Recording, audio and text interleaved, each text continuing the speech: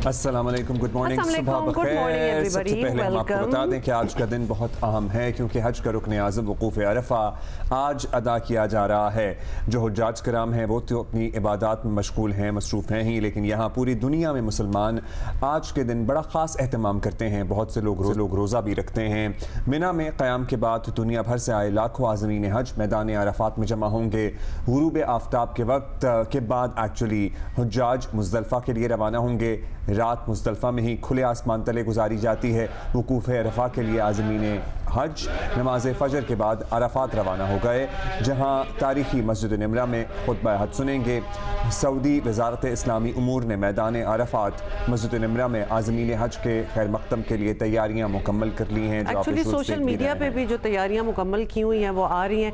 It's beautiful, it's stunning, और आपका वो देखते ही आपका भी दिल चाहता है कि आप जाएँ। मतलब हर साल ही ऑब्वियसली इम्प्रूवमेंट्स होती हैं, ज़्यादा कैपेसिटी बढ़ती है कि ज़्यादा हाजी जो हैं वो अकोमोडेट किए जा सकें, वो आ सकें। और इस बार भी there were some very nice arrangements. Indeed the arrangements are nice, लेकिन इन तमाम अरेंजमेंट्स के बावजूद हज मुशक्क़त का नाम है। हज बेशक, नो डाउट, ज़ाहिर इबादत है तो है ही, लेकिन एट द सेम टाइम मेहनत है।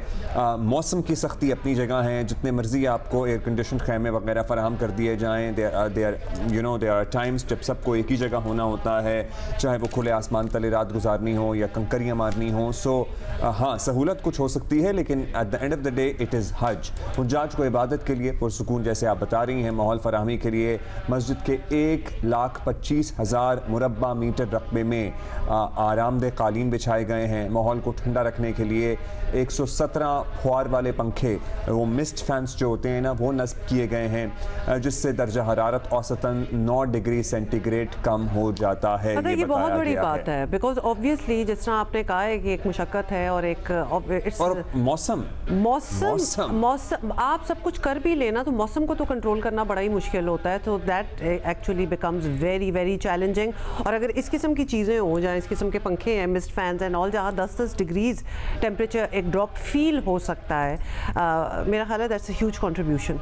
और जो लोग एक्चुअली जो नौजवान उन बुज़ुर्गों के साथ जाते हैं जिनकी व्हील चेयर भी उन्हें साथ मैनेज करनी पड़ती है, वो तो लिटरली एक वक्त में 2 हज कर रहे होते हैं। सो वो आपके लिए तो अल्लाह मियाँ ने अलग ही अजर आई एम श्योर रखा हुआ है। क्योंकि अच्छा, फिर छोटे छोटे बच्चों के साथ भी जो लोग आए होते हैं, जिनको आई रिमेंबर बहुत साल पहले जब हमने हज किया था, मेरा भाई बड़ा छोटा था, तो मेरे अब्बू ने मेरे भाई को कंधों पे उठाया हुआ था और सब उस मतलब ही वॉज देयर। तो वो जो आप कह रहे हैं ना, 2 लोगों के लिए वो वाकई एक चैलेंज बन जाता है। और मतलब हज़ारों ऐसे लोग होते हैं जो इसी तरह अपने बच्चों को और अपनी फैमिलीज़ को मैनेज कर रहे होते हैं। फिर बुज़ुर्ग जब माँ बाप होते हैं साथ, उनको भी मैनेज करना, but that is what it is, it's a sacrifice. मतलब हर तरीके से यू आर टेस्टेड। लेकिन कमाल बात है जो लोग इस साल जो हज के लिए पहुंच गए, बिकॉज हमें ये भी पता है कि बहुत से वीज़ाज जो हैं वो प्रोसेस नहीं हुए थे, so a lot could not go as well. जितने लोग हज कर रहे हैं, आप लोग मुल्क पाकिस्तान के लिए भी अशोर के दुआएं करेंगे और अल्लाह ताला आप सबका हज मकबूल करें और आप खैर आफियत के साथ अपने वतन वापस लौटें।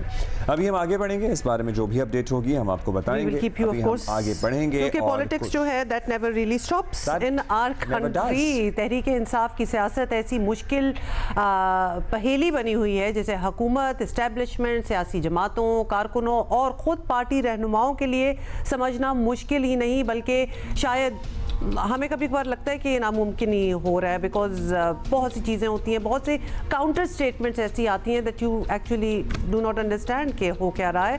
पीटीआई क़यादत की बदलती, लरसती और डगमगाती पॉलिसीज़ जो हैं वो पार्टी की कोई शक्ल बनने ही नहीं देती, और इस बेसमती का नतीजा जो है वो पार्टी की अपनी मुश्किलात ख़त्म नहीं हो रही और ना ही पार्टी का नया ओहदा संभालने वाले जो patron in chief Imran Khan की पैट्रन इन चीफ, हाँ वो हो गए हैं। अच्छा, ये नया उनका ओहदा है। कुछ लोग पेशगोइयाँ कर रहे हैं कि आज 7 जून का दिन इमरान खान के लिए बहुत अहम हो सकता है। अलकादर ट्रस्ट केस में इनकी रिहाई की पेशगोइयाँ भी की जा रही हैं। कल इमरान खान की बहन ने एक्चुअली अलीमा खान ने एक बार फिर कहा कि मुज़ाकरात में हमेशा कुछ दो और कुछ लो ही होता है, मगर जो उनके भाई के साथ मुतालबा हो रहा है वो नहीं माना जा सकता। उन्होंने ये भी कहा कि क्या चाहते हैं, मेरा भाई सब कुछ छोड़ दे। अलीमा खान ने ये तक कहा कि इमरान खान की रिहाई की बातें करके लोग डील का तासुर देना चाह रहे हैं।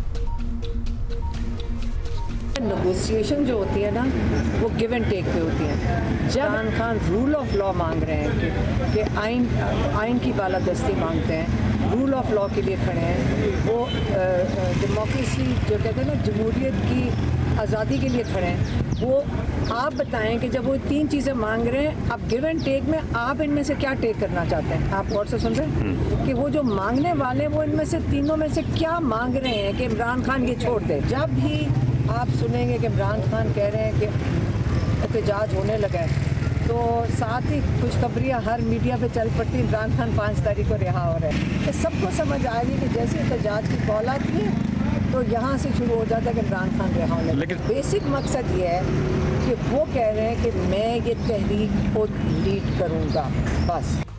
अच्छा, ये भी थोड़ी सी कंफ्यूजन हो जाती है डेफिनेटली कारकुनों के लिए भी, और जो इनके पॉलिटिकली वॉच करते हैं सारी पार्टीज़ को, कि अलीमा खान साहिबा जब कुछ कहती हैं तो जल्दी से बाकी पार्टी लीडर्स उनको निगेट करने भी आ जाते हैं, क्योंकि वो उनको यही कहा जाता है कि उनका कोई पार्टी का ओहदा नहीं है, ये एज ए सिस्टर अपनी कैपेसिटी में बहुत सी चीज़ें कह रही हैं, तो that also creates a lot of confusion.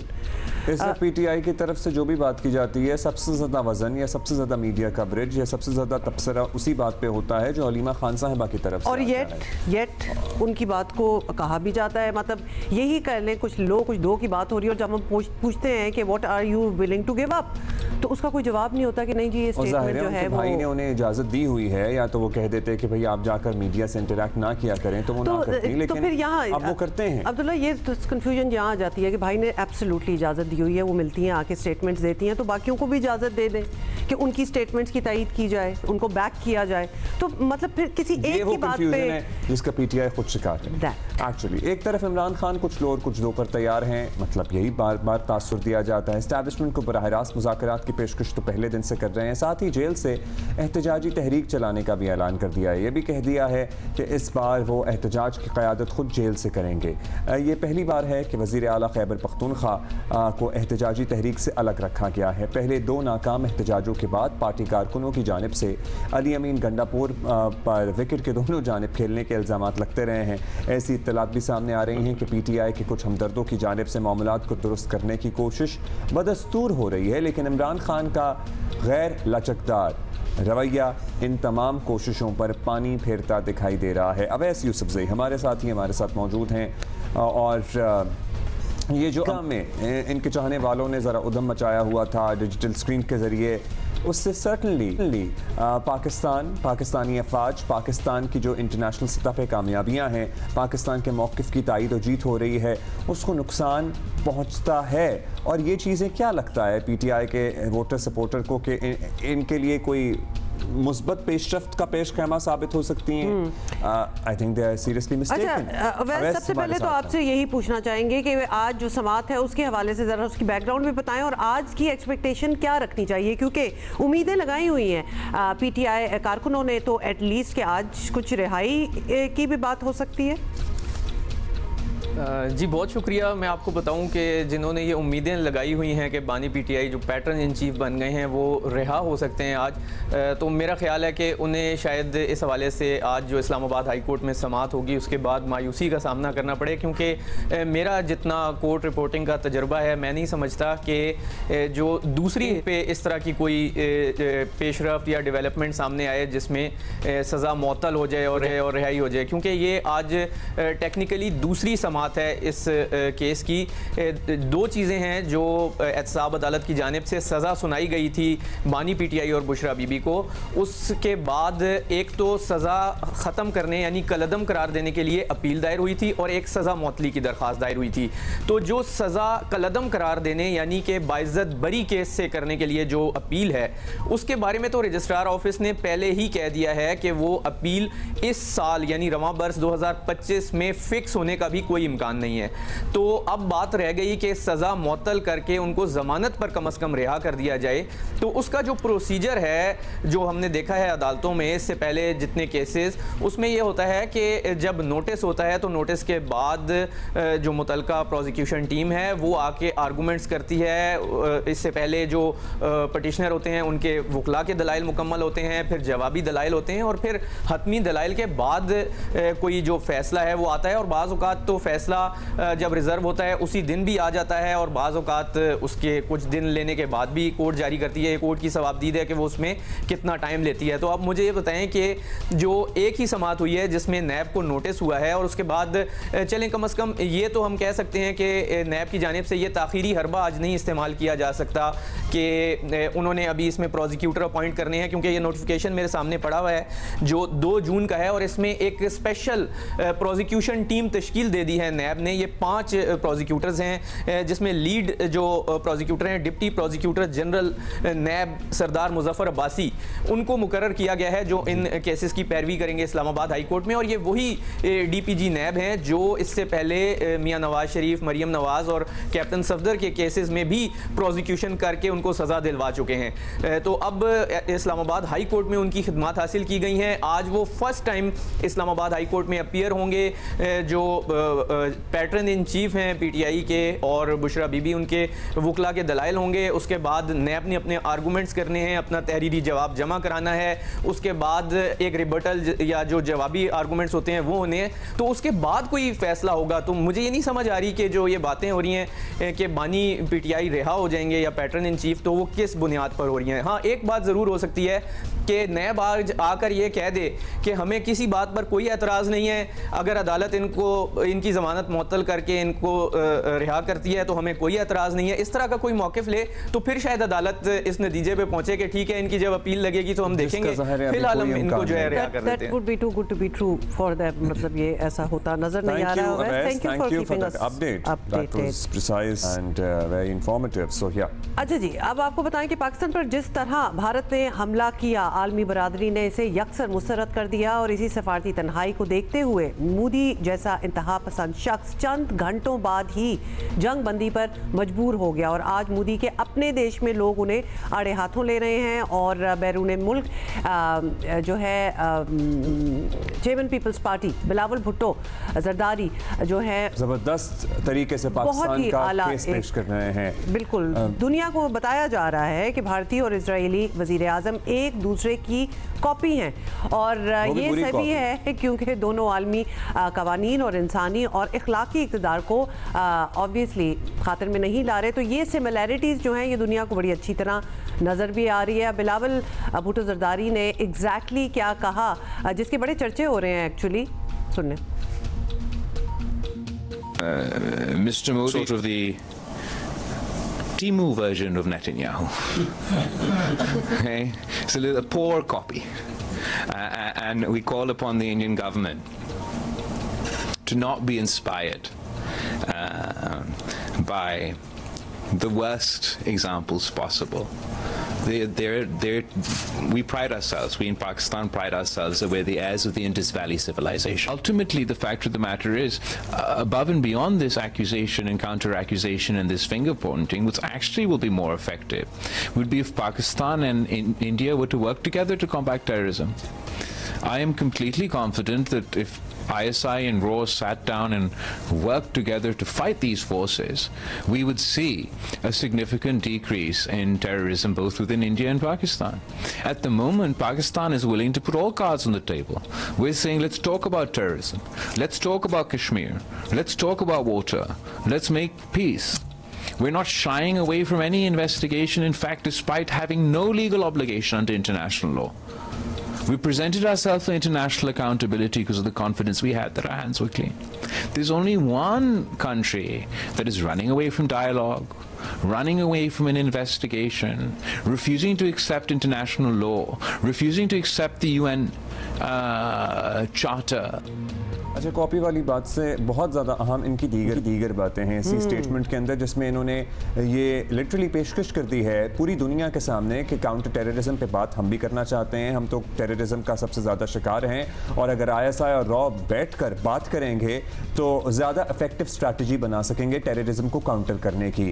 फिर इन्होंने दुनिया के सामने ये भी कह दिया कि हम तो, हमारे पे कोई ड्यूटी नहीं थी, वी वर नॉट ऑब्लिगेटेड कि हम अपने आप को इंटरनेशनली कटहरे में पेश करें कि हाँ आइए मिलकर इन्वेस्टिगेशन कर लें, लेकिन चूंकि हमारे हाथ साफ हैं इसलिए हमने आपको इन्वेस्टिगेशन के लिए पेश किया। और एक्चुअली जब आपने कुछ ना किया हो ना तभी वो कॉन्फिडेंस आता है, और उसी का जिक्र जो है वो बिलावल भी कर रहे थे। और वो कॉन्फिडेंस बिलावल भुट्टो और इनके जो डेलीगेशन के दीगर लोग हैं, उनकी बॉडी लैंग्वेज, उनकी प्रेस टॉक्स, उनके इंटरव्यूज, उनके एड्रेसेस में नजर आ रहा है। अच्छा जी, मानना पड़ेगा कि जंगी मैदान के बाद पाकिस्तान की सिफारती हिकमत अमली भी शानदार रही है, जबकि भारत में लोग पूछ रहे हैं कि जिन मुल्कों में भारतीय वफ्द गया है उसमें से बहुत सारों के तो भारतीयों ने नाम तक नहीं सुने, तो वो एक्चुअली कर क्या रहे हैं। और बड़े मुल्कों में ये हुआ कि किसी नुमाया शख्सियत से भारतीय वफ्द की मुलाकातें नहीं हुई, तो बहुत ही इल प्लान्ड उनका जो है वो चल रहा है। और सोशल मीडिया पे आप होता है ना, हम we took a sweet time, आपको पता है हमने जब जवाबी कार्रवाई करनी थी तभी we took a sweet time, और planning is the key, planning is for free, by the way planning is for free.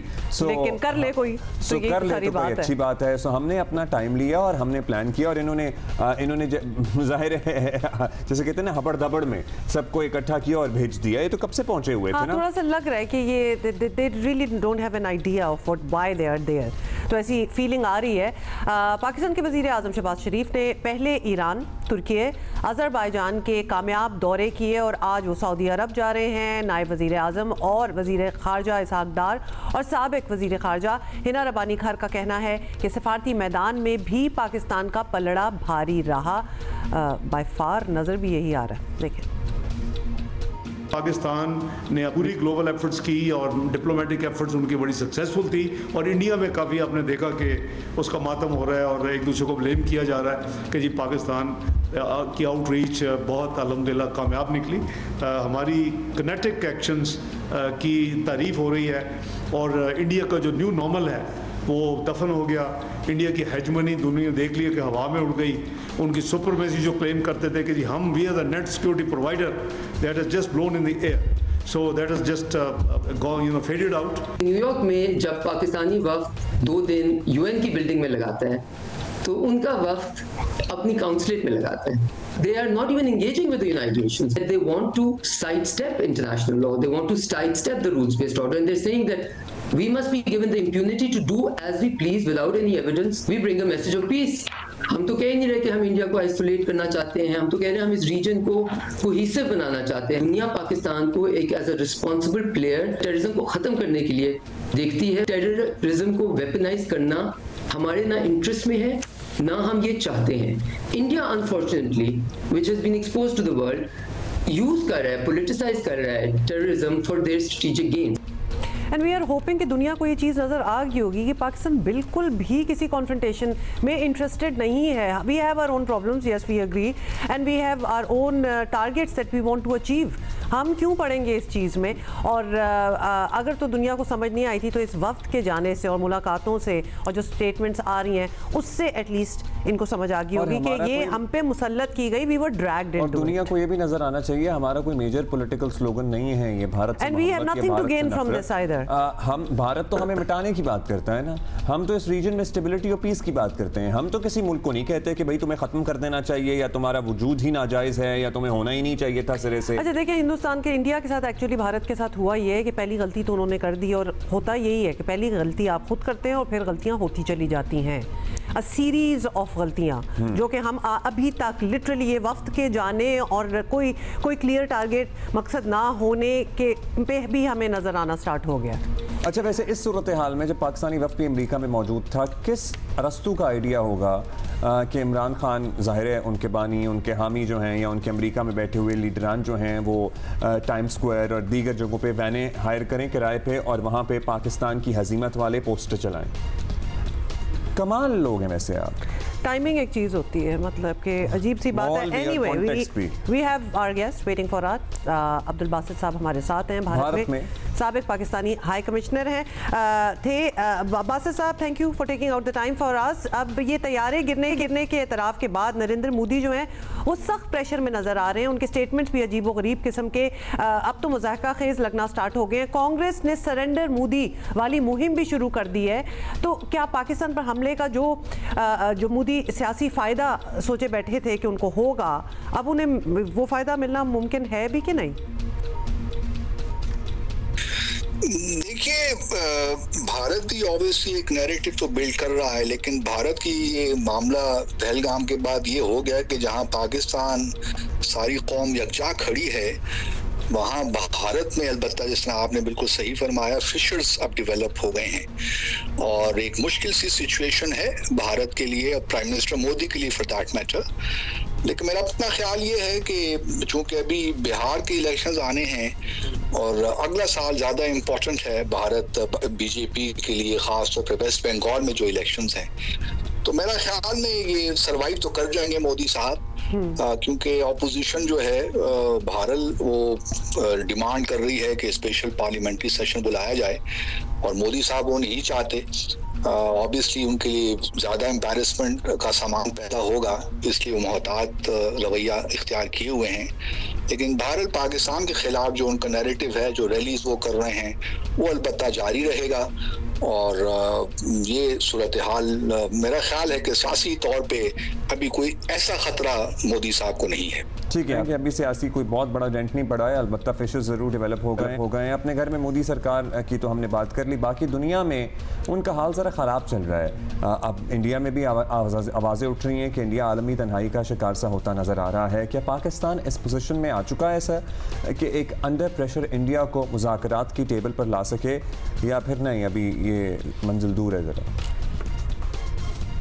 देखिए, जहाँ तक मुज़ाकरात का ताल्लुक है ना, मुज़ाकरात बराए मुज़ाकरात तो पहले भी हम करते रहे हैं, इसलिए मेरा हमेशा से ये ख्याल रहा है कि ख़ास तौर पे 2019 के बाद से क्या पाकिस्तान को जो पुराने फ्रेमवर्क्स थे मुज़ाकरात पे, उन पे वापस नहीं जाना चाहिए, क्योंकि जहाँ तक जम्मू और कश्मीर का मामला है और वही असल तनाज़ा है पाकिस्तान और भारत के दरमियान, क्योंकि जब तक ये तनाज़ा हल नहीं होता उस वक्त तक हम कम अज़ कम मैं एंटिसिपेट या एनविसेज नहीं कर सकता कि पाकिस्तान और भारत के दरमियान कोई पायदार अमन कायम हो सकता है। इसलिए ज़रूरत इस अमर की है कि जहाँ हम मुज़ाकरात की बात तो चलिए कर रहे हैं, लेकिन इसका तरीक़ाकार को ज़रा मुख्तलिफ होना चाहिए इस दफ़े। मेरा अपना ख्याल ये है कि कुछ हमें बैक चैनल पे इनफॉर्मल अनस्ट्रक्चर्ड डायलॉग की ज़रूरत है इस वक्त भारत के साथ, जहाँ पे हम हर मामला ओपनली डिस्कस कर सकें और नताइज पे पहुँचें। नतीजा खेज़ मुज़ाकरात नहीं है तो फिर फ़ायदा नहीं है। मुज़ाकरात बराए मुज़ाकरात तो हम पिछले 77 सालों से कर रहे हैं और अभी तक जो हालात हैं हमारे सामने ही हैं। बहुत से लोगों का सर यही कहना है कि अब ये वक्त सारे वहाँ जा ही रहे थे तो आपस में ही मिला देते, किसी और से क्यों मुलाकातें कर रहे हैं, कुछ आपस में बात कर लेते तो वो बैक डोर या चलेंगे तो आप फ्रंट डोर ही हो जाता, तो कोई शुरुआत तो होती, लेकिन खैर ऐसा नहीं हम देख रहे होते हुए। ये बताइएगा कि इस पूरी सूरत हाल में एक तरह से बर्तरी के बावजूद पाकिस्तान अब भी मुफाहमत, डी एस्केलेशन, बल्कि इंसदाद दहशत गर्दी के लिए ISI रॉ इश्तराक की बात भी कर रहा है, जो कि काफ़ी वैसे तो अनथिंकेबल सी ही सिचुएशन लगती है, लेकिन ये सब बड़ी इंटरेस्टिंग ऑफर ज़रूर हैं। क्या उम्मीद रखनी चाहिए कि इंडिया इनको मतलब सीरियसली लेगा भी? देखिए, भारत कभी इनको संजीदा नहीं लेगा। 2006-07 में भी हमने दोनों ममालिक ने एक जॉइंट हमने एंटी टेररिज्म मैकेनिज्म बनाया था, भारत ने उस पर भी कभी उसको इन्वोक नहीं किया। 1-2 मीटिंग्स उसकी हुई, लेकिन उसके बाद भारत ने विड्रॉ कर दिया। मुंबई के वाक़े में अगर आप देखिए तो इस वक्त भारत की वजह से वहाँ से चूँकि हमें ताउन नहीं मिल रहा, इस वजह से मुंबई ट्रायल अभी तक कंक्लूड नहीं हो सका। और भारत में मैं समझता हूँ कि भारत चाहता ही नहीं है कि मुंबई का ट्रायल कंक्लूड हो, क्योंकि भारत को एक अच्छा टॉकिंग पॉइंट मिला हुआ है जिससे वो पाकिस्तान को दुनिया भर में जाकर यही कहता है, और यही जो भी पार्लियामेंट्री डेलीगेशंस भी गए। बहुत शुक्रिया वास्ताब, and we agree with you कि कुछ भी ऑफर्स हो जाए, मतलब वो जो टर्म्स थी जिस पे एक सीज फायर हुआ एंड ऑल दैट के टॉक्स होंगी, अब किसी चीज पे मानने को वो तैयार नहीं है। वो माहौल है ना, मिजाज है वो, it sells there, they are not interested. अभी ब्रेक लेनी है, वापस आ रहे हैं थोड़ी देर में।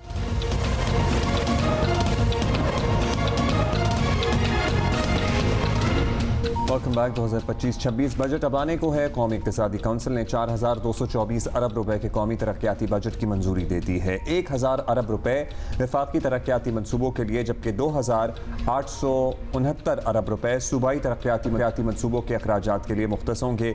आइंदा माली साल के लिए 4.2% GDP ग्रोथ हदफ की भी मंजूरी दी गई है। कहा जा रहा है कि ये ऐसा बजट होगा जिससे टैक्स तो बढ़ेंगे ही, लेकिन मुख्तलिफ शोबों में कुछ ना कुछ आवाम को रिलीफ भी मिलेगा। इत्तलात हैं कि हुकूमत और IMF के दरमियान मामला काफी हद तक तय पा गए हैं। अलबत्ता IMF कुछ बातों पर बदस्तूर जो है वो जोर दे रहा है और ज़राए के मुताबिक IMF वफाकी और सूबाई हुकूमतों से अखराजात में कमी की तहरीरी जमानत भी चाहता है। कैसे होगा? अब ये कैसे होगा? अशरफ मलखम है हमारे साथ, उनसे मालूम करते हैं एग्जैक्टली कि कौन से मामलात हैं जिन पे एक इत्तफाक डेवलप हो गया है, और पर्टिकुलरली सैलरीड क्लास को रिलीफ देने से मुताल्लिक हमने यही सुना था। अशरफ, हमारे ज़राए भी बता रहे थे कि चीज़ें फाइनलाइज्ड हैं, और इसी बात से अशरफ स्टार्ट भी करते हैं कि सैलरीड क्लास को कोई रिलीफ मिलेगा कि नहीं। हम सबसे ज़्यादा इंटरेस्टेड इसी चीज़ में। जी बिल्कुल, आपने ठीक कहा। जब परसों शाम को मीटिंग हुई थी, हमारी भी यही इतला कि बाई एंड लार्ज उस पर जो बड़ी बड़ी चीज़ें उस पर इत्तफाक़ राय हो गया है। लेकिन पॉजिटिव चीज़ है जो आपने कहा सैलरी क्लास पर रिलीफ मिल रहा है। इसमें नेगेटिव चीज़ है जो हर पॉलिटिकल गवर्नमेंट करती, इन्होंने भी किया, इसको प्रोपोगेट बहुत किया। 3 महीने से आ रहा है कि बड़ा रिलीफ आ रहा है, बड़ा रिलीफ आ रहा है, लेकिन रिलीफ उतना नहीं आया। रिलीफ आया ज़रूर है, उसकी तफसीलात में अभी आपसे शेयर करता हूँ कि कितना रिलीफ हमारी इतला के मुताबिक इस पर इत्तफाक़ राय हुआ है IMF के साथ। लेकिन ज़्यादा बड़ी चीज़ है देखना चाहिए कि पिछले जो माली साल की कलेक्शन थी, परसों ही हमने फिगर्स दिए थे, तनख्वाहदार सबका पहले 11 महीने के दादो शुमार के मुताबिक सबसे बड़ा कंट्रीब्यूटर था टैक्स पे करने में, जो तकरीबन 500 अरब रुपए था जी, जो 30 जून इस रवा माली साल के आखिर तक हमारी इतला के मुताबिक 558 या 560 अरब रुपए होगा। स्टिल ये सबसे बड़ा टैक्स पेयर होगा तबका पाकिस्तान में जी। उसमें रिलीफ में उसकी तफसीलात आपको पढ़ देता हूँ, हमें इतला मिली है उसके मुताबिक क्या मिल रहा है। पहले तो हुकूमत ने कहा था कि जिसकी माहाना इनकम 1 लाख रुपए, सालाना इनकम 12 लाख रुपए, वो टैक्स फ्री होगा। वो नहीं हो सका। उस पर 83 हमारे इतला के मुताबिक जिसकी महीने की तनख्वाह 83,000 है, उस पर कोई टैक्स आयद नहीं होगा जी। हुकूमत का कहना था अभी 6 लाख तक टैक्स फ्री इनकम है, जिनके 50,000 रुपये सैलरी वाला। अब इसको बढ़ा के हुकूमत ने प्रोपोगेट किया था, बहुत प्रोपोगेट किया था कि 12 लाख यानी कि 1 लाख जिसकी सैलरी है उस पर कोई टैक्स नहीं होगा। वो तकरीबन कहते हैं हो ही गया। 83,000 जिसकी महीना की एक तनख्वाह 1 महीने की, उसको कोई टैक्स अदा नहीं करना पड़ेगा। इसके अलावा जिसकी सैलरी 1 लाख रुपए जैसे ज़्यादा है, उस पर इस वक्त 5% की शरह से टैक्स था, उसको कम करके हाफ यानी कि 2.5% हमारी इतला के मुताबिक इत्तफाक़ राय हो गया, इतना होगा।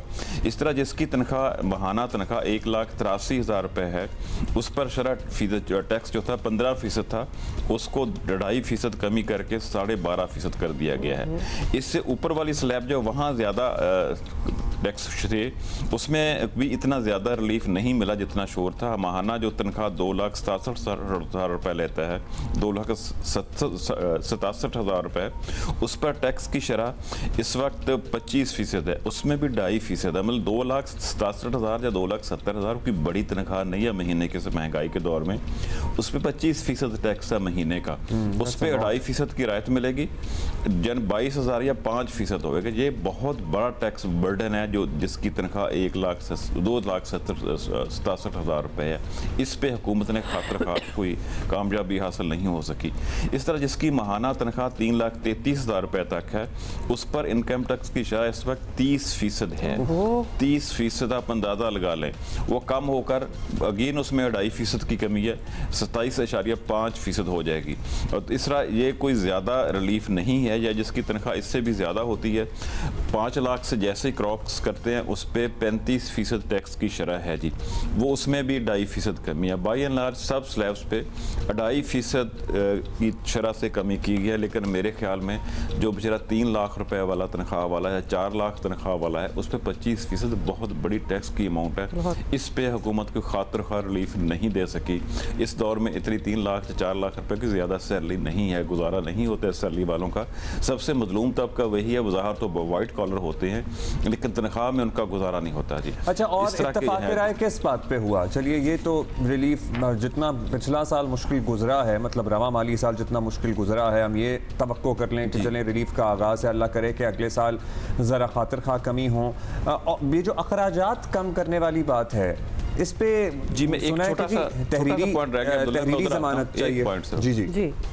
जिस चीज़ की मुझे बहुत तकलीफ है, आपको भी होगी, सारे पाकिस्तान को है, तनख्वाहदारों से तो टैक्स ले लिया, जो रिटेलर्स हैं उनके लिए अगले टैक्स में भी कोई ज़्यादा बड़ी एक्सेस स्टेप्स नहीं है उनको किस तरह टैक्स नेट में लाया जाएगा। उनके अभी भी रायते देने की बात हो रही है, उनको कंसेशन देने की बात हो रही है।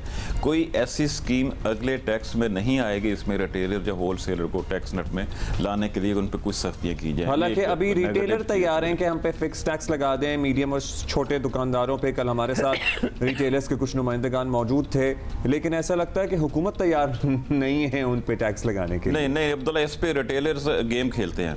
वो इनके दो ग्रुप्स हो जाते हैं हमेशा, मैं पिछले 20 साल से देख रहा हूँ। एक तबका आके कहता हम तावन करने के लिए तैयार आए, हम तैयार करें, वो कुछ ना कुछ कंसेशन अपने सेक्टर के लिए ले जाते हैं। जो बड़ा तबका होता है अगले दिन सड़कों पे आ जाता है, कहता है ये तो नुमाइंदे नहीं है, ये गुड कॉप बैड कॉप वाली गेम है। बिल्कुल ये गुड कॉप बैड कॉप वाली गेम है। बिल्कुल तुम ये करना, हम ये करेंगे। बड़ी अफसोस की बात है और ये भी बड़ा एक क्वेश्चन मार्क है कि हुकूमतें जो है बजट बनाते हुए रिटेलर्स की हॉस्टेज क्यों बन जाती हैं। ये भी बहुत बड़ा सवाल है कि क्यों इतना उनको मार्जिन और रूम दिया जाता है कि वो अपनी मनवा सके या फिर दे ही ना, टैक्स दे ही ना। तो ये क्यों है, ये भी बहुत बड़ा सवाल है। क्विकली बता दें। इसका जवाब मैं देता हूँ। इसका एक सवाल जवाब तो ये है कि मुस्लिम लीग नून की हुकूमत रवायती तौर पर रिटेलर्स को कुछ नहीं कहती। वो समझती है हमारा जो वोट बैंक है, हमारे वोटर है, हमारे सपोर्टर हैं। इससे अफसोस की नाक बात यह है कि जो खुफिया है ना, वो भी इनको सपोर्ट करता है। उनकी ताकत के बगैर, उनकी मदद के बगैर ये लोग शटर डाउन नहीं कर सकते। इनके पीछे किसी न किसी शक्ल में वो लोग खड़े होते हैं जी। अब बात है, दूसरा सवाल आपका था कि सवाई हुकूमतों से कौन गारंटी लेगा, कौन जिम्मेदारी लेगा कि वो अपने अखराजात एक लिमिट में रहेंगी, अपने जो सरप्लस अकाउंट शो करेंगी। उसमें इस तरह दो सूबों ने ये इस पर अमल दरामद नहीं किया। सबसे ज़्यादा पंजाब है, शायद उन्होंने 243 अरब रुपए ज़्यादा खर्च किए हैं अपने जो उन्होंने कमिटमेंट की हुई थी।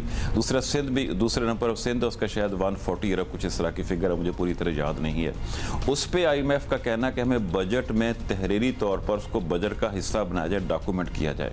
दूसरा साथ सूबों के साथ फिस्कल पैक्ट हुआ हुआ है वफाकी हुकूमत का, उसको भी IMF का कहना है उसको उस पर अमल दरामद के लिए सूबों को पाबंद किया जाए। सूबों को ये तहरीरी तौर पर बजट में जो उनसे कहलवाया जाए कि वो ये करेंगे, अपने अकाउंट सरप्लस दिखाएंगे। इस पर बातचीत चल रही है जी। दूसरा एक और चीज़, अच्छी चीज़ जो है कि जो नॉन टैक्स फेयर हैं, जो टैक्स रिटर्न फाइल ही नहीं करते, उनके खिलाफ शायद हुकूमत ज़्यादा एक्शन कर रही है इस दफ़ा भी। उसमें एक तो है कि जो नॉन टैक्स फाइलर है अपने गोशवारे जमा नहीं करवाता, वो ना प्रॉपर्टी की खरीदो फरोख्त कर सकेगा, ना गाड़ियाँ खरीद सकेगा, कोई ऐसा लेन देन कमर्शियल इदारों के साथ वो नहीं कर सकेगा। पिछले साल पहले किया था, लेकिन फिर उसमें हुकूमत ने थोड़ी सी राहत दे दी थी कि ज़्यादा टैक्स अदा करके वो गाड़ी भी खरीद सकता है, प्रॉपर्टी की लेन देन भी कर सकता है।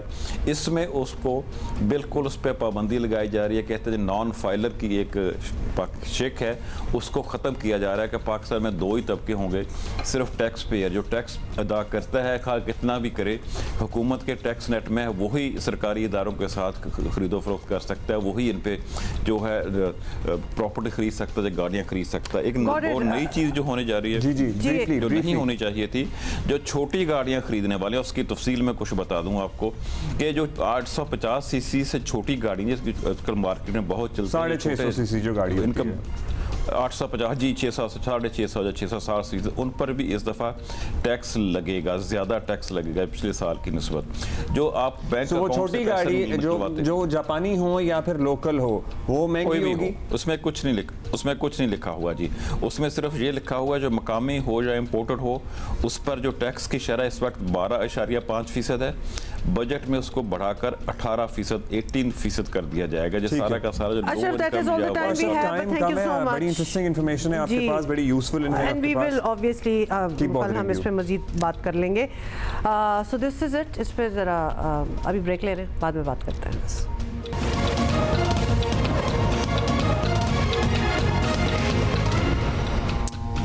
अच्छा जी, वेलकम बैक। जल्दी से आपको बताना ये है कि अमेरिका के सदर डोनाल्ड ट्रंप ने अमेरिकी शहरियों और मफादात को दहशतगर्दों से बचाने के लिए मुतादिद मुल्कों के शहरियों के अमेरिका में दाखिले पर ही पाबंदी लगा दी है। यानी डिफरेंट मुल्कों में अमेरिकी नहीं ना जाएं, या कुछ लोग हमारे आना है। अमरीकी सदर ट्रंप ने 12 ममालिक पर मुकम्मल 7 पर जुज़वी पाबंदी आयद की हैं। हार्वर्ड यूनिवर्सिटी में तो जो फॉरेनर स्टूडेंट्स हैं उनके वीज़ों पर पाबंदी पहले ही लग गई है। वाइट हाउस के मुताबिक जिन ममालिक के शहरियों पर पाबंदी आयद की गई है इनमें अफ़गानिस्तान है, बर्मा है, चाड है, जमहूरिया कॉन्गो है और कौन सा है जी, Iran, Libya, Somalia, Sudan, Yemen, ये सारे शामिल हैं। और वाइट हाउस के जारी करदा बयान में बताया गया है कि इस सारी अमल का मकसद अमरीकी अवाम को ख़तरनाक गैर मुल्की अनासर से महफूज रखना है। कुछ थोड़ी से बायस्ड थोड़ी सी बात है, काफ़ी ज़्यादा मतलब फिर आपने तो इंसानों को नाम लेके इन मुल्कों को तो आपने लोगों को क्या बैन किया, आपने तो मुल्क ही बैन कर दिए ना फिर, क्योंकि उन पे तो एक वो इम्प्रेशन आ गया कि यहाँ के लोग सही नहीं है, कुछ भी हो सकता है, हम नहीं आने देंगे। बट ऑब्वियसली अब आप अफगानिस्तान पे पाबंदी लगा रहे हैं, आपने वहाँ क्या हाल किया था वो भी दुनिया के, यानी वहाँ हाल करके हम बंद कर देंगे। अच्छा, इन एनी केस हम ले रहे हैं headline break and will see you after that.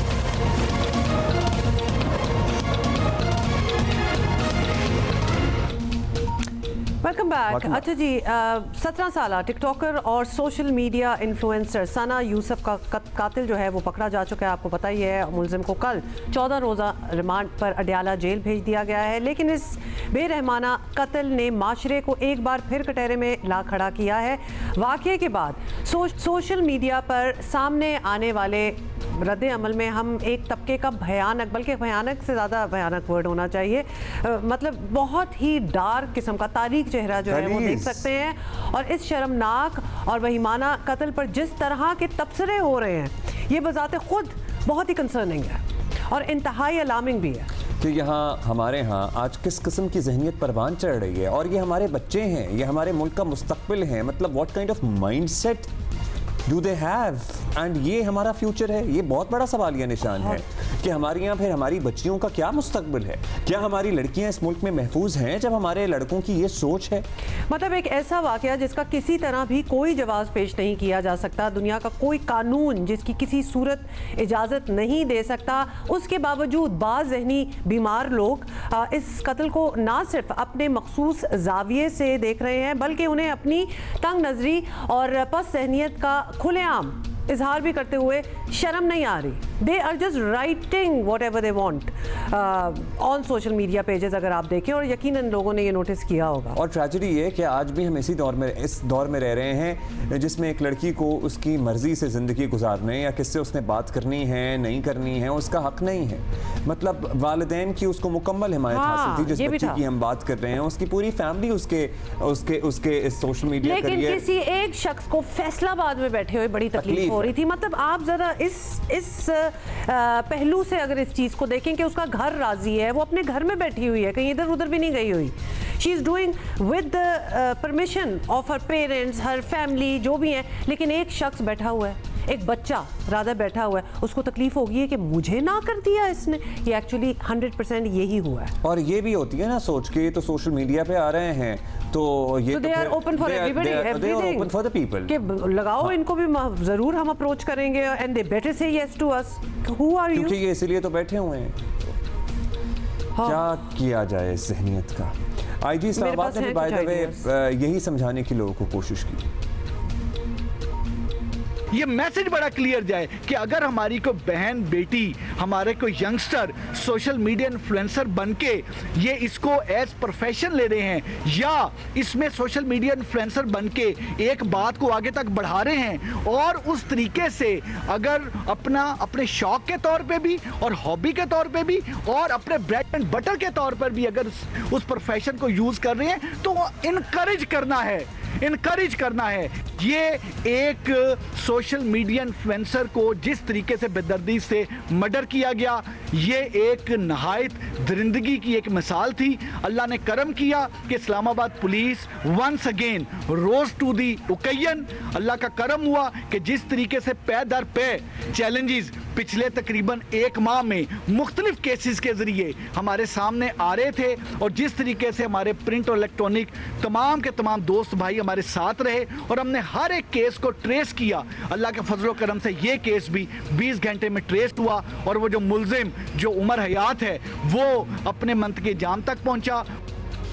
10 ये स्टेटमेंट इन्होंने दी, और ये स्टेटमेंट हम चाहते थे कि हम प्रोटेक्शन देंगे and you do what you have to do, क्योंकि सोचने की बात ये है कि अगर हमें किसी का काम पसंद नहीं आ रहा और हमें बिल्कुल नहीं अच्छा लग रहा, तो किसने आपको मजबूर किया है कि आप उसका काम देखें? क्यों देख रहे हैं आप, क्यों फॉलो कर रहे हैं? मतलब सोशल मीडिया पे सैकड़ों हज़ारों लाखों चीज़ें आती हैं, why are you following what you don't like? Social media, ये सोचने वाली बात है ना। या वहाँ आने वाली बच्चियाँ या ख़वातीन किसी की जागीर नहीं है, ये बात समझना कितना मुश्किल है। मीन्स नो, उसके अंदर आप अपने लिए उसकी इंटरप्रिटेशन करने की ना कोशिश करें। किसी ने ना कर दी है तो वो ना ही है आपके लिए, और यस वही लोग किसी और को हाँ करेंगे, बट उसमें आप कुछ नहीं कर सकते, डील विद इट। अच्छा चलें, ये तो हो गई उस शख्स की बात जिसने कत्ल किया, लेकिन उसके ऊपर कमेंट करने वालों का अलग से एक सेक्शन होना चाहिए वैसे।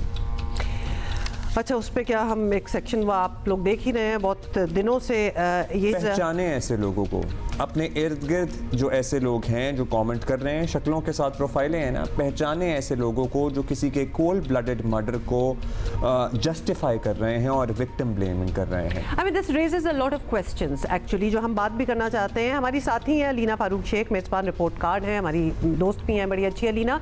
एक पर्सपेक्टिव लेना चाहते हैं। सना यूसुफ का कत्ल जितना अफसोसनाक वाक़या था, उससे ज़्यादा अफसोसनाक, और अभी हम बात भी यही करते हैं कि सोशल मीडिया पर अपने लोगों का रवैया देख के जो कमेंट्री हमने उसके नीचे देखी, तो क्या सोशल मीडिया पर स्क्रीन पर आने वाली ख़वातीन, लड़कियां, सबको माशरा ऐसे ही देखता होगा?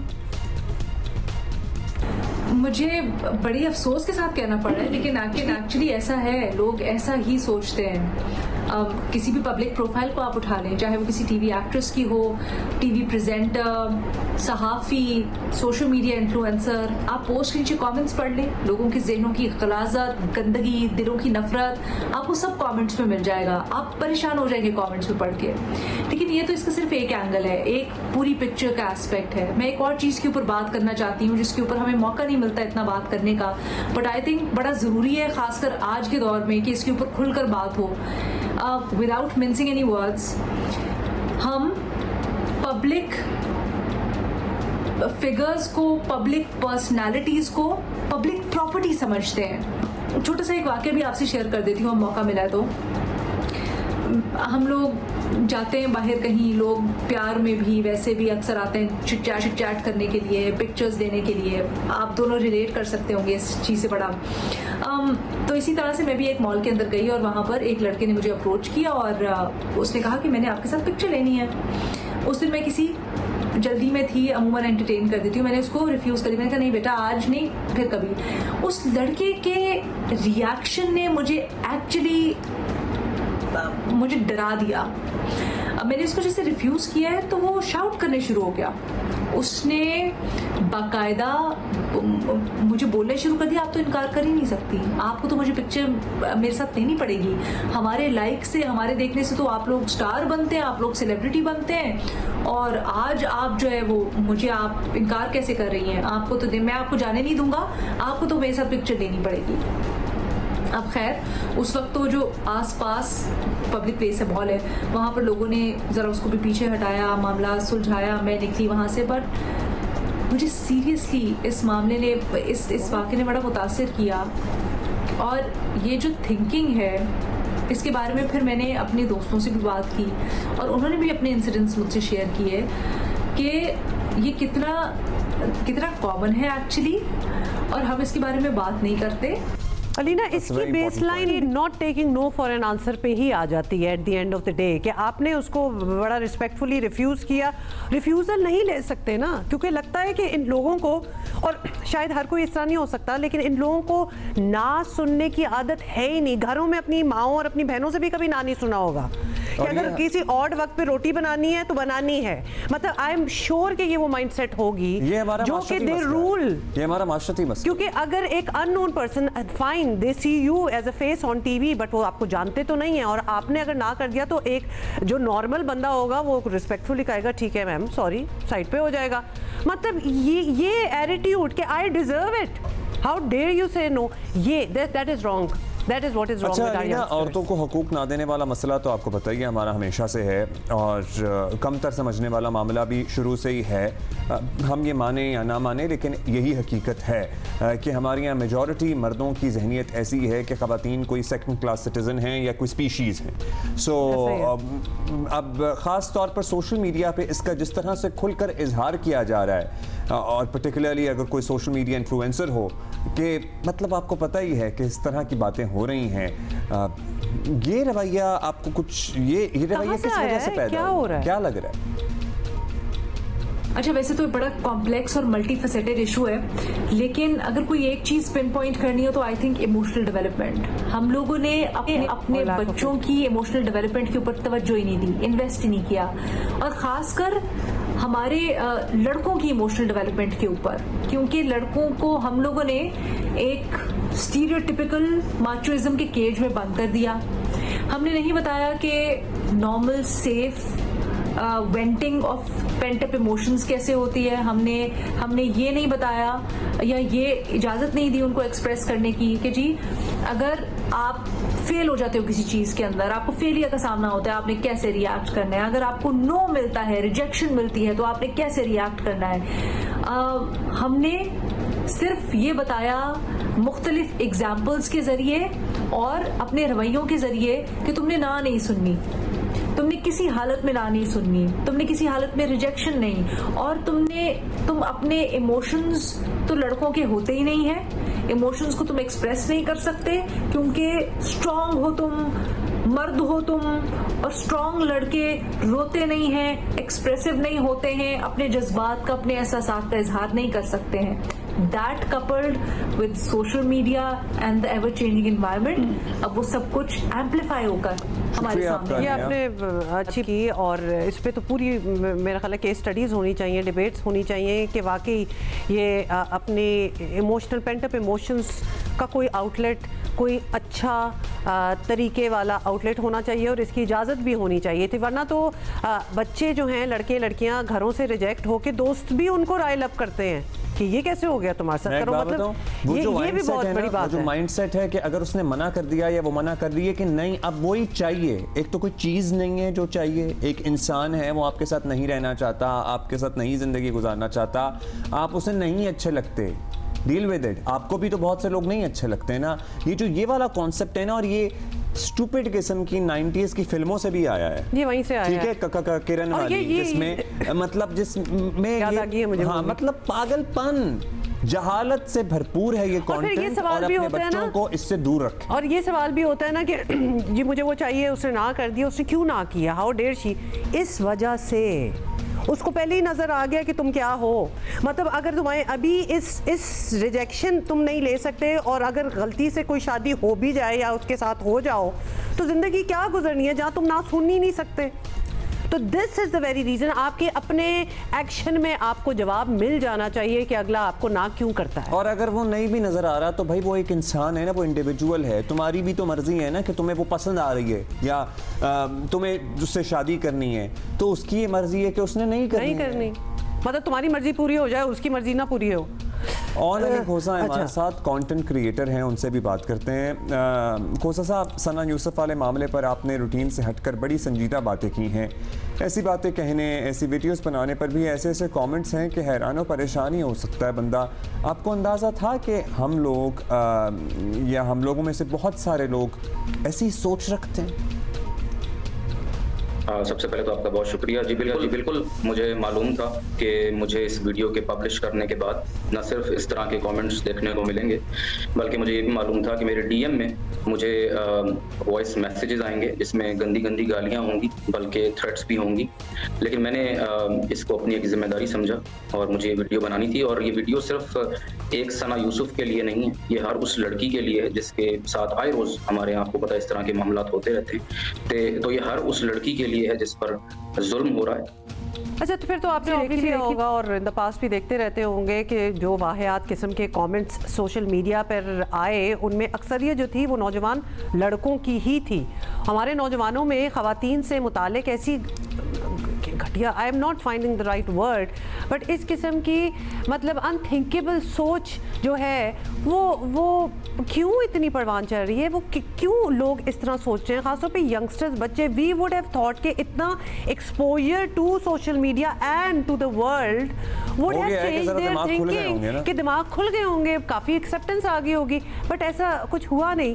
तो ये क्या हो रहा है, आपको क्या लग रहा है कि क्यों हो रहा है ये? देखें, ये हकीकत है, इसमें ज़्यादातर जो कमेंट्स हैं, जो गलीज़ कमेंट्स हैं, उनमें मेल्स शामिल हैं। लेकिन ये भी हकीकत है कि जो उससे कई ज़्यादा कमेंट्स जो उस लड़की के हक में आए हैं वो भी मेल्स की तरफ से हैं। तो बल्कि बहुत सी ऐसी लड़कियों के ऐसे कमेंट्स हैं जो कि इस कत्ल को जस्टिफाई कर रही थी। तो मैं इसको एज एक जेंडर थिंग के तौर पर नहीं देखता। मैं नहीं समझता कि ये कोई मेल वर्सेस फीमेल की कोई जंग है। I think it is more about the powerful versus the weak. तो इस मुल्क में, बल्कि इस दुनिया में जिसके पास भी पावर आती है वो उसका यकीनन इस्तेहसाल करता है। तो परवरिश की जहाँ तक आपने बात की कि ये कहाँ से शुरू हुआ, तो मैं ये समझता हूँ कि आज से 1400 साल पहले ये भी ये इस तरह की जो जहनियत थी वो चल रही थी। आपको याद क्या होगा, बल्कि आपको मालूम है कि किस तरह से लड़कियों को जिंदा दरगोर कर दिया जाता था। और इस चीज़ को ख़त्म करने हमारे प्यारे नबी सल्लल्लाहु अलैहि वसल्लम आए थे। अनफॉर्चुनेटली आज भी इस तरह की सोच जिंदा है जिससे हमने आज भी लड़ना है। जॉन साहब, अगर माशरे का रवैया ऐसा ही रहा, ख़वातीन ख़ासतौर पर सोशल मीडिया पे मुतहर्रिक ख़वातीन से मुताल्लिक़ ऐसी सोच है, तो ये बड़ी अलार्मिंग बात है, बड़ी गलत बात है, किसी के लिए काबिल एक्सेप्टेबल नहीं होना चाहिए। ये हम किस तरह बदल सकते हैं? मतलब एजुकेट करें, डिजिटल लिटरेसी बढ़ाएं, क्या करें? देखें, अफसोस की बात यह है कि इसमें सबसे ज़्यादा जो कमेंट्स आ रहे हैं वो लोग जब इसको जस्टिफाई करते हैं तो वो मज़हब का सहारा लेते हैं। ये सबसे ज़्यादा अनफॉर्चुनेट। तो आई थिंक इसका मुकाबला सिर्फ इस तरह से किया जाता है कि हमारे प्यारे मज़हब की एक अच्छी तस्वीर, एक प्रॉपर जो सही तस्वीर है वो लोगों के सामने पेश की जाए कि हमारा मज़हब जो है वो कभी भी इस तरह की चीज़ को जस्टिफाई नहीं करता। हमारा मज़हब तो बल्कि ये कहता है, हमारा तो शरीयत ये कहती है कि आपने अपने पर्सनल बाइस को, अपनी ज़ाती पसंद नापसंद को साइड पर रखकर आपने सिर्फ इंसाफ का साथ। तो आई थिंक इसी तरह हम इस चीज़ से, इस जहालत से जंग जीत सकते हैं। और दूसरी बात यह कि कानून की बालादस्ती बहुत ज़रूरी है। हमने जो भी मुजरिम है उसको सरेआम सज़ा देनी है, सज़ा ज़रूर देनी है, ताकि लोगों में ये शऊर पैदा हो, मुजरिम में ये खौफ पैदा हो कि जब वो इस तरह का जुर्म करेगा तो उसको सज़ा ज़रूर मिलेगी। सही कहा है, ये बैकलॉग हुआ है कुछ सज़ाओं का, ये अब हो जाए, बहुत अरसा गुजर गया। There has to be some deterrence, some balance formed here के ये तो आए दिन कत्ल होते चले जाते हैं। कितने हम किससे आपको रिमाइंड करवाएं, कुछ की हमने देखा है जजमेंट्स वगैरह होल्ड भी की गई हैं, लेकिन करते सजाएं सुनाएं। और फिर हमारे वफाक में अब 18 साल से कम उम्र शादी करने पे पाबंदी का कानून बन चुका है, it is officially a law now. तो हम उस पर बात कर सकते हैं कि इसी से आप डिटर्मिन कर लें कि हमारे कितने उसके अगेंस्ट बोले हैं या हैं, हमारे फोरम पे बोले हैं, पता है ना आप लोगों को। अच्छा, एक और चीज़, जब शादियाँ हो रही हो ना आप लोगों की, यंगस्टर्स की, तो एक दूसरे के सोशल्स चेक करें। आपको वहाँ से उनके एक दूसरे के लड़कियाँ भी और लड़के लड़कियों के चेक कर लें। और अब आप हैं ना सोशल मीडिया पे, सब कुछ तो खुला ही हुआ है, तो check each other socials and look के go through the history and the comments, ताकि आपको वो माइंडसेट पता चले जिसके साथ आप ज़िंदगी गुजारने जा रहे हैं। It's very important now. मतलब हमने देखा है ना कि जी वीज़े मिलने के लिए आप सोशल्स चेक हुआ करेंगे, किसी ने ये लिख दिया तो उनको वीज़ा, मतलब बहुत कुछ हो रहा है। कर लें अब आप लोग भी इस चीज़ में कूद जाएँ। अभी आगे करते होंगे वैसे, अभी आगे बढ़ेंगे और बताएंगे आपको कि माहौलियात का आलमी दिन आज मनाया जा रहा है, जिसका मकसद माहौलियात से मुताल्लिक़ अवाम में शऊर उजागर करना है। और पाकिस्तान माहौलियाती तब्दीलियों के असरात से आपको पता है दुनिया के बहुत ज़्यादा मुतासर होने वाले मुल्कों में से एक है। बदकिस्मती से माहौलियाती तब्दीली से शदीद मुतासरा मुल्कों में पाकिस्तान एक्चुअली सरे फहरिस्त है। 2-3 दिहाइयों से मौसमियाती और माहौलियाती तब्दीलियों के असरात पाकिस्तान के तकरीबन हर इलाके में देखे जा रहे हैं। माहौलियाती तब्दीलियाँ अब एक आलमी बहरान की सूरत अख्तियार कर चुकी हैं और इस साल का मौजू है प्लास्टिक से होने वाली आलूदगी का खात्मा। बहुत सी चीज़ें वैसे इसके अलावा भी करनी होंगी। इन एनी केस जी, ईद आ रही है और बिल्कुल आ गई है, मतलब बड़ी दुनिया की तो कल ही ईद है, हमारी कल है ना। हाँ, बड़ी दुनिया की कल, अमेरिका की, सऊदी की, यूएई की 6 को है ना, तो हमारी 7 को है, तो मतलब हमारी हफ्ते को है और बड़ी दुनिया की जुमे को है। हाँ, तो वे जस्ट टुमारो। तो हम भी ज़रा उस माहौल में आना चाहते हैं क्योंकि हमारी खबरें काफ़ी सख्त हो जाती हैं। थर पार ले चलेंगे आपको, और अब्दुल गनी हमें ऊँटों की जी मंडी भी लगी हुई है उधर। वैसे आई वुड अज्यूम के थर में ऊँट ज़्यादा होने चाहिए, सहरा है ना, तो अब्दुल गनी हमें दिखा रहे हैं। जी बिल्कुल, ईद उल अज़हा की आमद है और मैं सब मौजूद हूँ सहराए थर की सबसे बड़ी ऊँट मंडी जो कि इस्लाम कोर्ट में कायम है। इस मंडी के अंदर थर के सैकड़ों देहातों से यहाँ पर जो है खूबसूरत ऊँट है उनको संवार सजाकर मेहंदी के रंग बिरंगी नक्शो निगार के साथ मंडी के अंदर उतारा गया है। यहाँ पर मौजूद हैं ऊँट फरोख्त करने वाले और ख़रीदार भी।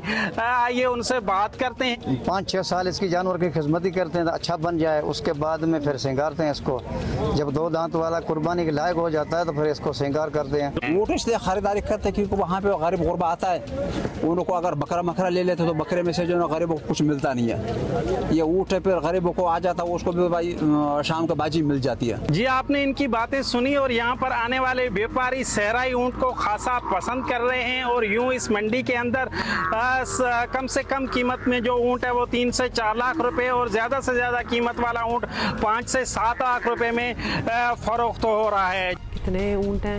अच्छा, मैं पूछ रही थी भाई से कि क्या हम ऊँट को खूबसूरत जानवर माने, मतलब उसकी गर्दन लंबी सी है, आंखें बड़ी बड़ी हैं। I think it's your personal choice, it's your personal choice. ऊँटों पे बड़े नक्शो निगार होते हैं बाय द वे। नक्शो निगार मतलब के ड्राइंग्स हो रही हैं उनके? हाँ, मतलब खास से उस पे आपने कभी आर्ट वर्क बनाया जाता है, क्योंकि स्पेस इतनी ज़्यादा होती है ना, बड़ा जानवर है। देख लें यहाँ भी एक टैटू हुआ हुआ है फेस पे, शायद पीस का। और मेहंदी भी लगी हुई है। ज्वेलरी क्यों मिस कर रहे हैं? ज्वेलरी तो हाँ आपके पास भी है कुछ ऐसी, लेकिन मेहंदी भी लगी हुई है। मैंने बात ही नहीं करनी है, वापस आए। Every Eid we have the same. एक दफा मैंने गलती से कुछ ऐसी ज्वेलरी सिमिलर पहन ली जो कि एक्चुअली काफी अच्छी थी, अच्छी है, लेकिन मेरे भाई ने, मेरी पूरी टीम ने एक्चुअली थोड़ा सा मेरा मजाक बना दिया, फिर मैंने दोबारा नहीं पहनी। थैंक यू, हम ब्रेक ले रहे हैं, ब्रेक के बाद मिले।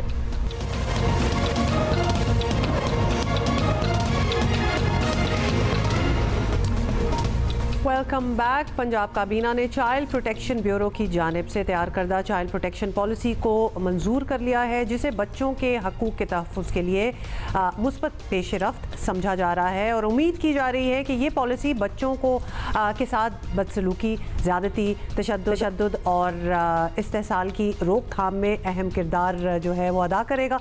होपफुली ऑब्वियसली इसीलिए बनी भी है। चेयरपर्सन चाइल्ड प्रोटेक्शन ब्यूरो सारा अहमद का कहना है कि चाइल्ड प्रोटेक्शन पॉलिसी की तैयारी में यूनिसेफ पाकिस्तान की टेक्निकल मावनत जो है वो हासिल रही है। पंजाब पहला सूबा है जहां बच्चों के हकूक़ के तहफ़्फ़ुज़ के लिए चाइल्ड प्रोटेक्शन पॉलिसी मंजूर की गई है। उनका कहना है ये इक़दाम सूबे पंजाब के बच्चों के तहफ़्फ़ुज़ के लिए रोशनी की एक नई किरण है। हमारे साथ मौजूद है खुद सारा अहमद, चेयरपर्सन है चाइल्ड प्रोटेक्शन ब्यूरो पंजाब की। सारा, ये बताइएगा, हम जानना भी चाहते हैं कि ये चाइल्ड प्रोटेक्शन पॉलिसी क्या है और क्या अलग है इसमें मौजूदा निज़ाम से अगर कंपेयर करें।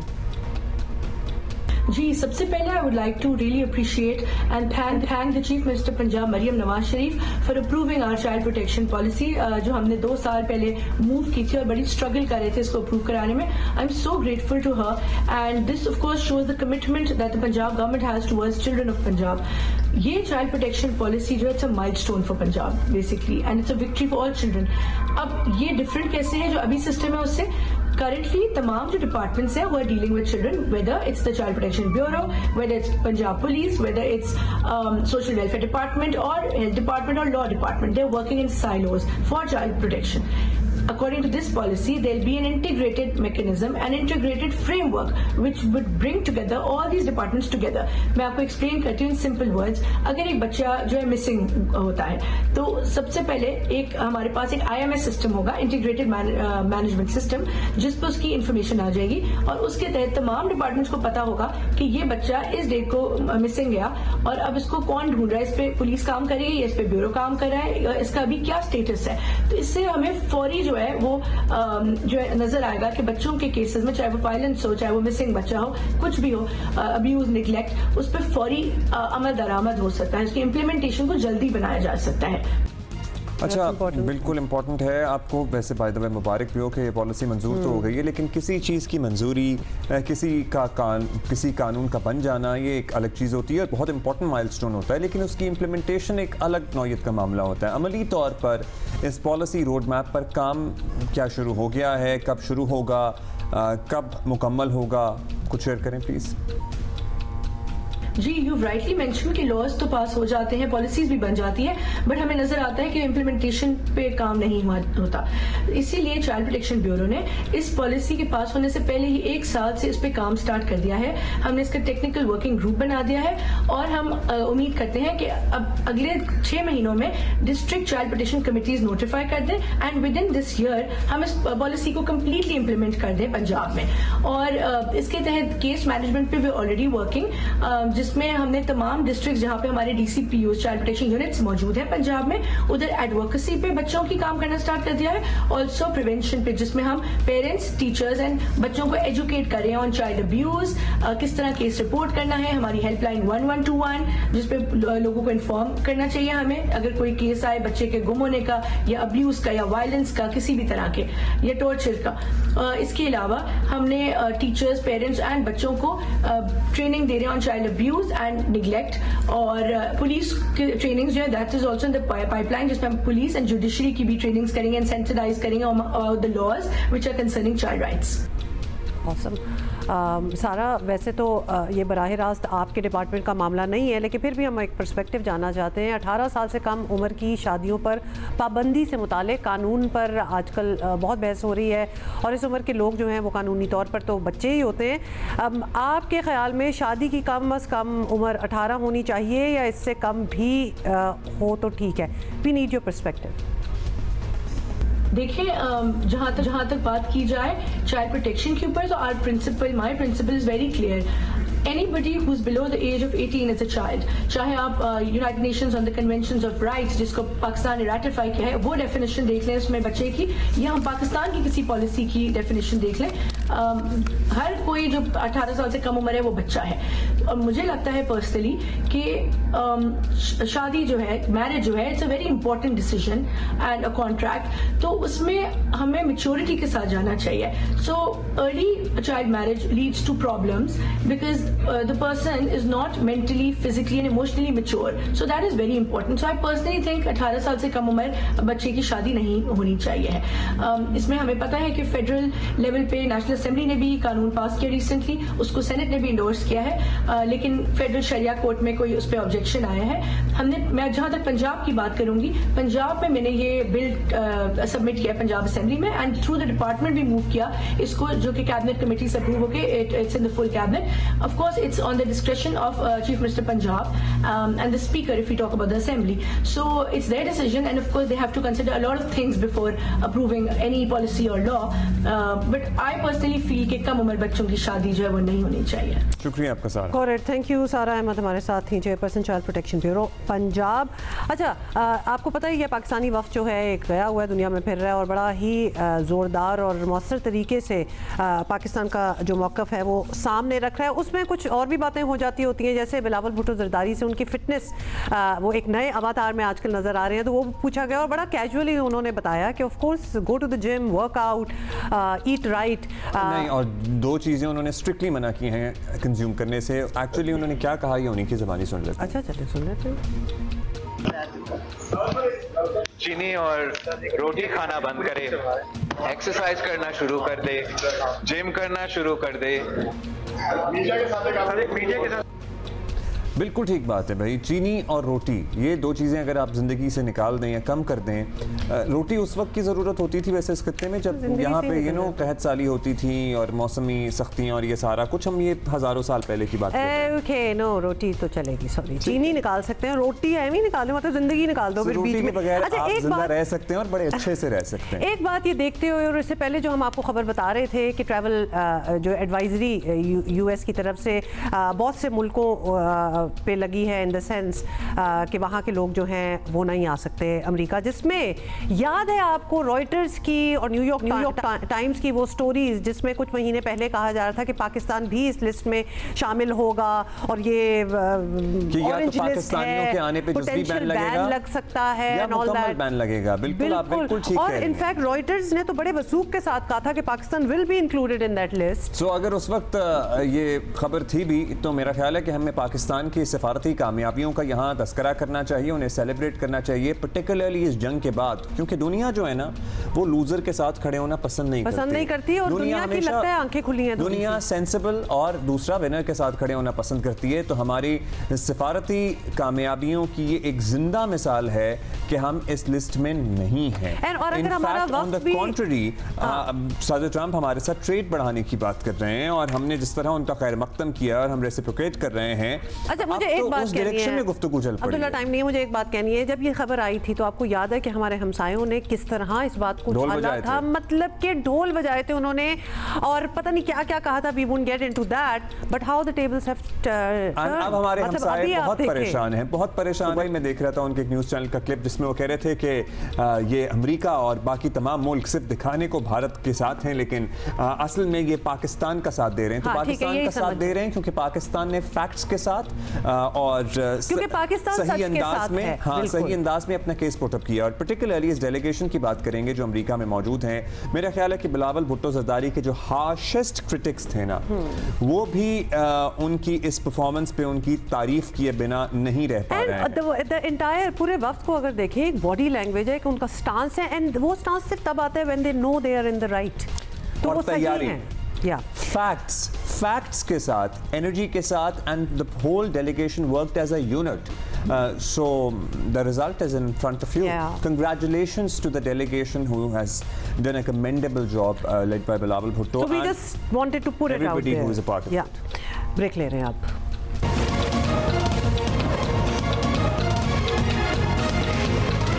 कोप एमआई का सीजन शुरू हो गया और पाकिस्तानियों की अचीवमेंट्स माशाल्लाह हमेशा ही बहुत लाइन लगा दे रहे हैं अभी आजकल तो हम माशाल्लाह क्या-क्या कर रहे हैं। ताज़ा तरीन एडिशन है गिलगित बल्तिस्तान के नगर से ताल्लुक़ रखने वाले वाजिदुल्लाह नगरी साहब, जिन्होंने माउंट एवरेस्ट अभी 20 मई को सर किया है, कराची लैंड हुए हैं और सीधा कराची लैंड होते ही जियो पाकिस्तान के स्टूडियो में मौजूद हैं। और इससे पहले भी मैं आपके बारे में वाजिद साहब हमारे साथ ही हैं कि इससे पहले भी जो 8000 पीक से उन्होंने सर की हैं, जिसमें K2 है, नांगा पर्वत है, ब्रॉड पीक है और एवरेस्ट भी शामिल हो गई है।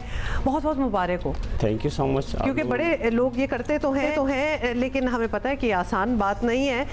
ये बताइएगा कि एवरेस्ट के बारे में हम सुनते हैं कि अब वो लोगों के लिए थोड़ा सा ऑलमोस्ट टूरिस्ट डेस्टिनेशन टाइप बन गया है कि जो अफोर्ड कर सकता है वो जा सकता है, ऐसा ही है? बिल्कुल ऐसा ही है। एवरेस्ट के लिए दो तरह की क्लाइंबिंग होती है। एक प्रोफेशनल जो क्लाइंबर्स होते हैं वो अपना काम खुद करते हैं, टॉप टू बॉटम सारा काम खुद करते हैं, वो किसी के ऊपर रिलाइज नहीं होते हैं, अपना सारा काम खुद करते हैं। एक इस तरह की क्लाइंबिंग है। दूसरा वो कमर्शियल भी एक हिसाब से बन गई है। डिफरेंट अच्छी कंपनियां हैं नेपाल के अंदर, वो आपको अच्छे पैसे आपसे लेते हैं और आपको टॉप तक लेके जाते हैं। अच्छा, if you compare K2 and Everest, so आपको क्या फ़र्क नज़र आता है? Which is harder to climb? और यहाँ हमारे यहाँ जो अगर हमारे पास एवरेस्ट का एक मॉडल है जिसमें वो इतनी रॉयल्टी लेते हैं, तो क्या हम भी उसी मॉडल पे हैं? बिल्कुल इसी तरह हम पाकिस्तान गवर्नमेंट ऑफ पाकिस्तान ने इस दफ़ा रॉयल्टी थोड़ी सी बढ़ा दी थी, फिर दोबारा थोड़ी सी कम कर दी है क्योंकि हालात इस तरह बन गए थे। तो एवरेस्ट के ऊपर नेपाल के जो लोग हैं उन लोगों ने बड़े तरीके से उसके ऊपर काम किया, रोप्स फिट की, हेली सर्विस दे दिया अच्छा आपकी रियल्टी फीस बहुत ज़्यादा है, उसके अलावा फिर चीज़ें भी आपके इंश्योरेंस है, ये वो सारी चीज़ें हैं, तो आप वहाँ पर अपने आप को सिक्योर फील करते हो कि नहीं मेरे साथ कोई हादसा हो गया तो यहाँ से मैं पिक हो सकता हूँ, लोग मुझे हेल्प करेंगे, ये सारी चीज़ें। तो इन चीज़ों की पाकिस्तान में बहुत ज़्यादा कमी है। जैसा हमारे पहाड़ है, जैसा टेरेन का भी तो फ़र्क है ना, हम क्या यहाँ हेली सर्विस और इस तरह इतना आसानी से मैनेज कर सकते हैं या हमारी यहाँ हार्श टेरेन है? अगर करें तो कोई मुश्किल नहीं है। अब वहाँ पर भी सरकारी जो हेलीज़ है वो बहुत ज़्यादा महंगी है, जो सरकार की जैसे पाकिस्तान के अंदर है सेम इसी तरह, लेकिन वहाँ प्राइवेट जो सेक्टर है उसके अंदर एक बिजनेस अपॉर्चुनिटी है बहुत ज़्यादा। आप $600 दे के आप बेस कैंप तक आराम से घूम के आ सकते हैं एक हेली के अंदर। हाँ। क्लाइंबर्स क्या करते हैं, कैंप 2 से ही कॉल करते हैं, कैंप 2 कैंप 3 किया, वापसी में वहाँ से हेली बुला लेते हैं, सीधे काठमांडू आ जाते हैं, 2 दिन वहाँ गुजार लिए, दोबारा हेली पकड़ के कैंप 2 में उतर गए, दोबारा अपनी क्लाइंबिंग स्टार्ट की। तो बड़ा एक टूरिस्ट डेस्टिनेशन टाइप ही बन गया। अच्छा ये बताएं कि K2 का बेस कैंप और एवरेस्ट का बेस कैंप क्या फ़र्क है दोनों की टेरेन और पहुँचने में? क्योंकि हमने ये सुना है कि K2 का पहुँचना इन इटसेल्फ बड़ी अचीवमेंट है, बेस कैंप तक भी पहुँचना अभी बहुत बेहतर हो गया, काफ़ी हद तक पाकिस्तान गवर्नमेंट ने रोड का एक्सेस दे दिया है, पयू कहते हैं, यहाँ तक रोड का एक्सेस हो गई है। आहिस्ता आहिस्ता चीज़ें यहाँ बहुत बेहतर हो रही है। लेकिन नेपाल के साथ मुकाबला करना हमें उसको लिए मतलब लॉयल्टी बहुत ज़्यादा हमें काम करने की ज़रूरत है, फिर जाके हम किसी ये भी बताइएगा। नई बात है लोगों के लिए। आपको पता है कि आप सोचते होंगे ना कि कोई पहाड़ बस पहुँच गए चढ़ लिया, करोड़ों लगते हैं पहाड़। हाँ, ये हम आपसे पूछना चाहते हैं कि शौक तो बड़ा हो लोगों का, लेकिन बहुत से लोग ऑब्वियसली कोई आसान काम नहीं है, नहीं कर सकते, लेकिन ये नहीं हमें पता था कि पैसे कितने लगते हैं। हमारे लिए भी नई इन्फॉर्मेशन है, हमें पता था कि पैसे लगेंगे, लेकिन इतने पैसे लगेंगे। दूसरे जो नेपाल के अंदर जो 8 पहाड़ है उनमें एवरेस्ट बहुत ज़्यादा महंगा है। एवरेस्ट महंगा है, बहुत ज़्यादा महंगा है, सिंबॉलिक वैल्यू है ना। हाँ, और अब एवरेस्ट का है तकरीबन $13,500 उसकी रॉयल्टी फीस है। अब उसी के बराबर में लोटसे है, उसका $2,500 है। तो दूसरे पहाड़ इस हिसाब से फिर तो करोड़ों रुपए लग जाते होंगे। लग जाते हैं 1-1.5 करोड़ रुपए एवरेस्ट के लिए, अगर आप खुद से 1-1.5 करोड़ एवरेज। मतलब पहले तो आप अपनी जान बनाएं और वो हौसला बिल्डअप करें, एक्सपीरियंस का कि आप ऊपर जाएं, और फिर पैसे होंगे तो फिर आप जा सकेंगे, बिकॉज हर जगह हो रहा है। पैसों के लिए मैं आपको बता दूं, पाकिस्तान के अंदर अगर आप कंपनीज को एतमाद में ले लें, लोगों को बता दें, तो लोग आपके ऊपर पैसा खर्च करते हैं। बिल्कुल करते हैं, और आपको भी ऐसे लोग मिले। बहुत शुक्रिया आपका, बहुत शुक्रिया, बहुत बहुत मुबारक हो आपको। और that is it. We're going to see you tomorrow. Yes, that's all the time.